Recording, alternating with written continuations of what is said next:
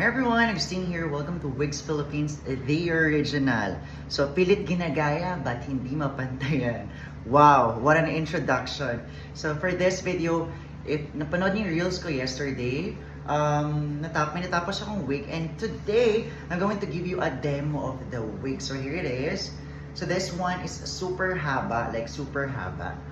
May tape measure ba tayo? Paabot.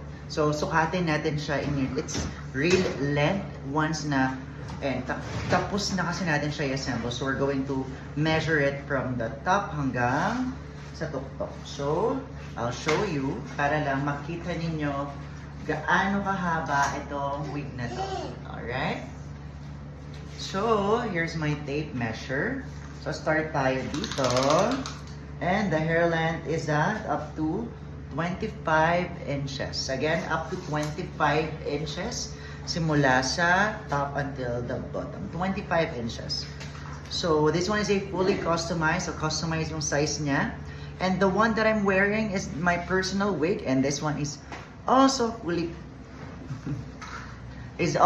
customized. Alright, so let's take this off. Alright, and let's try this on.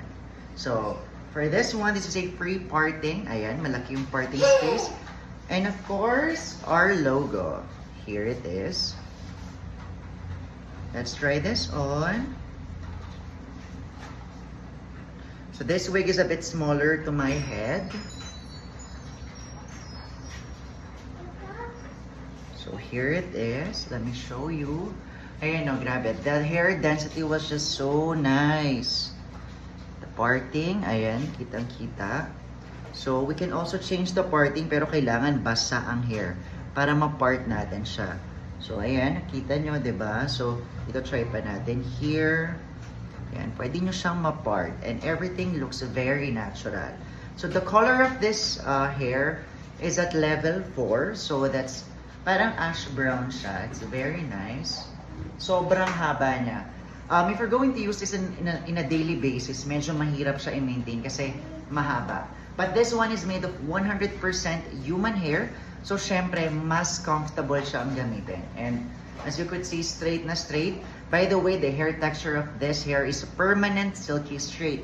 So, that means even after washing, ganyan siya ka-straight. No need to flat iron the hair. So, yeah, my height is 5'9" inches.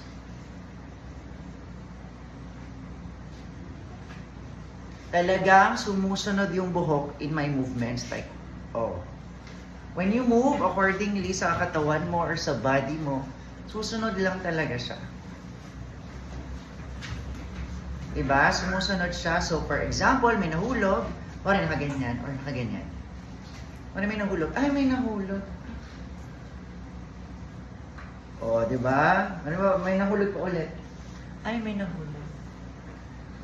O. See, if a good quality ang hair ninyo, susunod siya sa inyong body movement. Compare sa synthetic wigs, guys, onting galaw nyo lang talagang wow. And for others naman na kahit human hair, if hindi sila gumamit ng good quality human hair, hindi susunod yung hair sa inyong movements. So for this one, yan yung sinasabi ko pag mahaba. But of course, since again, this is a good quality human hair, finger comb mo lang and okay na siya. Alright, so again, this is just a quick demo of wigs that we can definitely create here at Wigs Philippines. Again, the original Wigs Philippines. So, if first time mo dito sa channel ko, make sure to hit subscribe or follow nyo. Alright? So, God bless you all, guys. Again, my name is Agustin. Thank you for watching. Bye!